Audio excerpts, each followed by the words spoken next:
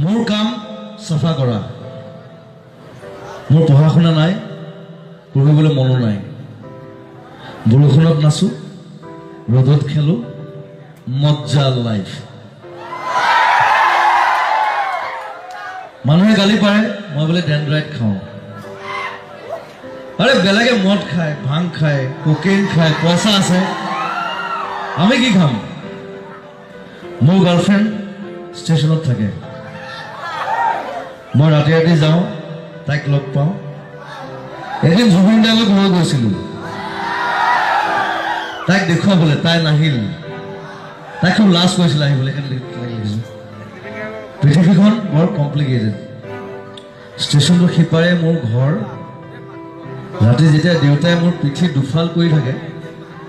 মোৰ কামিহা কেইডালে কয় বাপা মোৰটো কৰি আছো ইমান দিনে পিঠিখনে চিধা কৰিব নোৱাৰিলি তাইক মই বৰ ভাল পাওঁ তাই ষ্টেচনত ভাং বেচে ৰাতি